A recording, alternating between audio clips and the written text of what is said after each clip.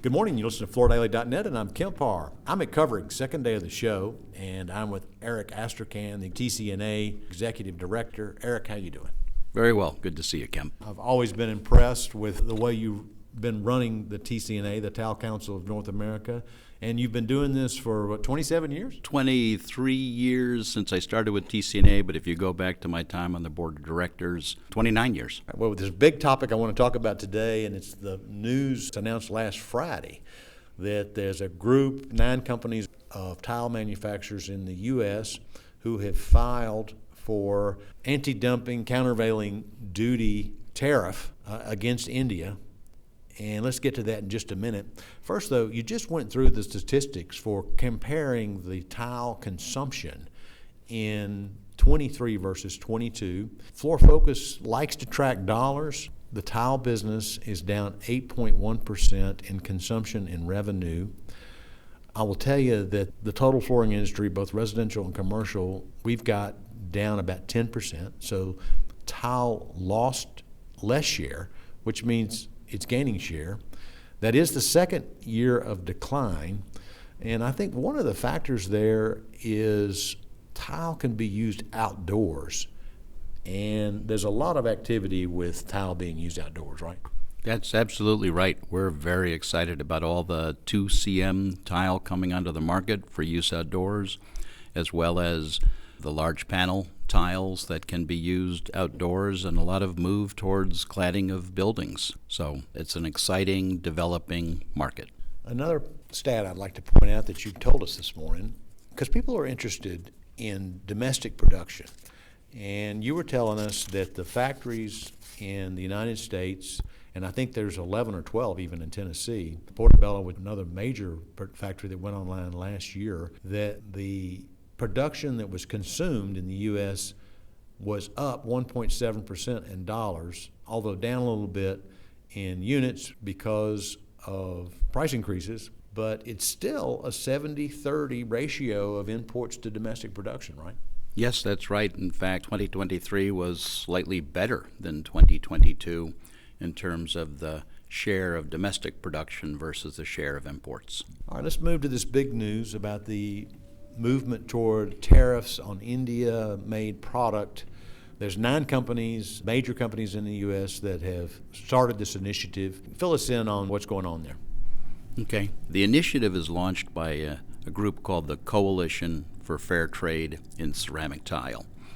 It's the same group with the addition of one new manufacturer here in North America that brought the action against China. And specifically, they filed last Friday, so April 19th, and that date's going to be important for anti-dumping and anti-subsidy or countervailing duty on tile imports from India. And that subsidy that we calculated was, as conservatively as we could, was 400%, 408%, I believe, all the way up to 828%.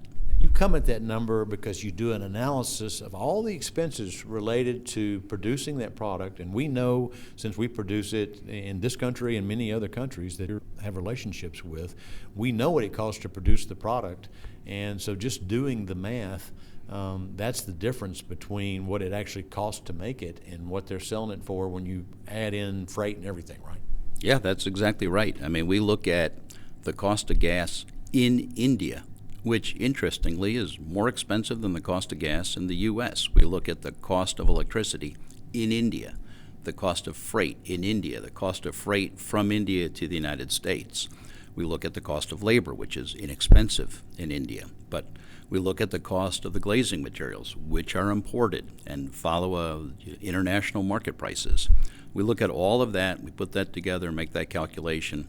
We came back with 400 to 800% anti-dumping tariff. I need to add, at your presentation today, the imports to the U.S. from India are up 42.6% in a market that's down. So I think it's mostly product that's been sold in the home center or perhaps floor and decor. No telling exactly who is buying this product from India.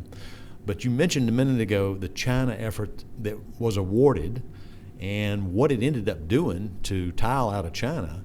is it displaced. They were doing over $500 million or $500 million in wholesale value when a 600% tariff was enacted. And one of the reasons you said this date of Friday is going to be important is because part of this filing, the duties, most people know, are paid by the importer. And if the tariffs are awarded, it's going to be retroactive to the date of filing. And so product brought in today after the filing of last Friday may be subject to as much as an 800% duty, right? Well, it could even be more. We're not promising that, but it could be more because there's the anti-subsidy action as well, or countervailing duty, which are tariffs that are applied to level the playing field from subsidies that are provided by the Indian government, whether local government, regional government, national government. So you have two actions actually taking place, dumping and anti-subsidy tariffs. Those two are combined on top of each other. But yes, it could be quite substantial. So if you're bringing product over from India, be advised, there could be some additional fees that are brought against you down the road, right? Yeah, let's talk about that for a minute, because those fees are determined by the U.S. government 16 months from now, and they will be applied retroactively as a matter of law to initially the date of preliminary tariffs, which will be somewhere between 4 to 5 months when the first preliminary tariffs hit. But this coalition has already decided that they're filing for those tariffs to be applied retroactively to day one, or April 19th. So we don't want importers to get hurt. We don't want distributors to get hurt. We don't want them to be surprised the way they were surprised by the China tariffs. So the fact that they could pay a substantial tariff retroactive to day one of the filing, based on what the government calculates 16 months from now, they should be cautious and be advised that there is that real possibility of everything they import from this day forward, a tariff may be applied retroactively against. I need to add that your organization who did this effort with China and was successful, you wouldn't have been involved in this India action if you didn't think you had all your data right. Is that correct? Yep, that's certainly correct. Absolutely. Real quick before we run out of time, but I would just want to mention you're going to be one of the major players involved in the Sustainability Summit that's happening in Washington, D.C. That's probably going to be the first of many. And what are the dates of that? Do you remember? July 17 and 18. It's on the website of www.flooringsummit.com. So one last word about that. The proper way to evaluate a product's carbon footprint is the life cycle, right? Yes, absolutely. I mean, if you're looking at carbon footprint, you need to look at the Environmental Product Declaration, you need to look at the life cycle. It needs to be a cradle-to-grave analysis, because when you want to consider how much carbon is in a product, you need to consider, well, how much energy does it consume while you're using it? What about cleaning it? What about, for something that consumes electricity, the electricity it consumes, how long does it last, and what about disposing of it? All of those things are relevant, and that's a cradle-to-grave analysis.